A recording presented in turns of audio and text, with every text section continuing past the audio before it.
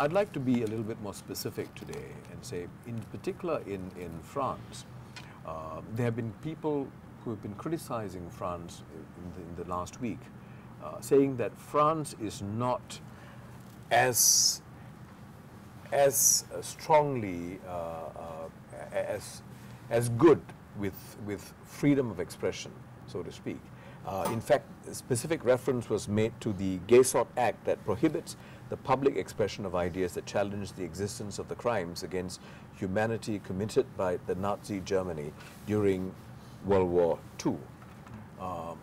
Now, where you have a society where some of these apparent contradictions or double standards appear, and then you have an incident like what happened, where the caricatures seem to be targeted, and Charlie Hebdo seemed to have a long-standing history of targeting Muslims or Islam. That's been also highlighted.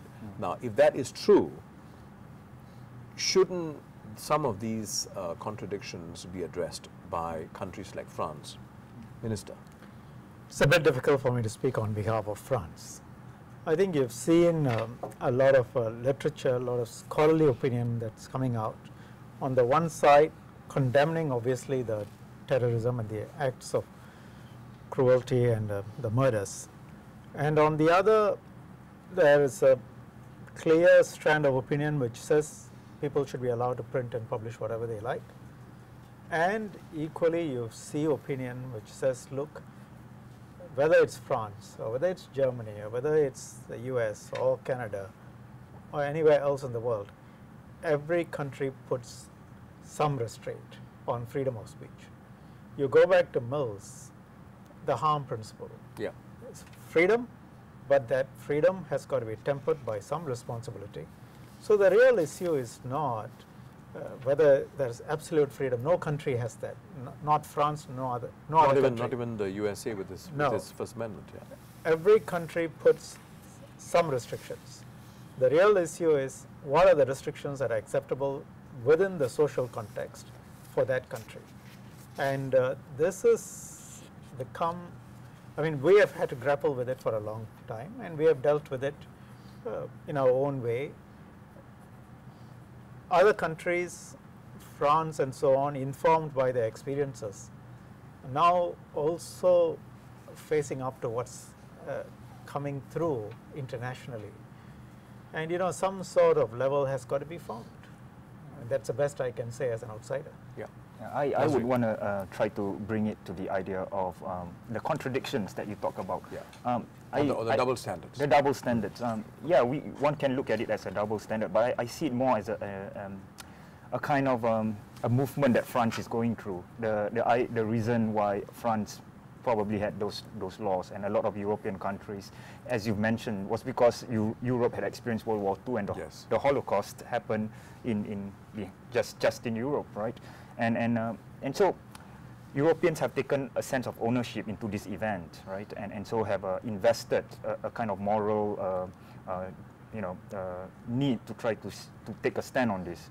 What I think Europe needs to do is to also consider what's contemporary in Europe today, and those are the large numbers of Muslim immigrants, and embrace the Muslim immigrants as part of Europeans. There are European Muslims which are different from Middle East Muslims. Don't deny the existence. Do not deny the existence. They are there. Right, and once they have embraced the sense of existence of a group of people that they normally think as other, right? And then, so doesn't that smack of a certain kind of xenophobia? Yes, xenophobia is not just a European problem now. I think it's but I mean, in this context. In this context, yes, that it can. I mean, it's more likely a very complex issue of how people feel that their job are being taken because economy is not doing so well, and so the far right parties are, in some European countries have moved forward and drum up that idea of that immigrants are coming in, and this is not just happening in Europe as well as some parts of it may be even happening here in Singapore. Yeah. And so we'll talk about that is linked, Kian, before I come to you, that's linked to the point that you made in the last episode, part one of the discussion, where you said that there is a huge difference whether you are affecting people who are a majority with assumed to have more power, Right. or a minority community that is assumed to have a lot less power. Yeah. So the power I difference. don't want to talk in the terms of majority and minority, but rather privilege and less privilege. Because when you talk about majority, minority, you assume a certain essentialized group of this group known as the majority, maybe the Christians or the Muslims. Whereas, as in the last episode, we discussed how Muslims themselves are of different ilks, and so does Christians. No, but I mean Yep. essentially, when I'm talking about in France, Right. 7 million small group Yeah. Muslims. Right. How will they feel? Kian. Right. So we know that in recent years there's been a kind of national debate on French identity Yes. among French intellectuals. And I think it's very interesting to contrast this with what's happening in Germany.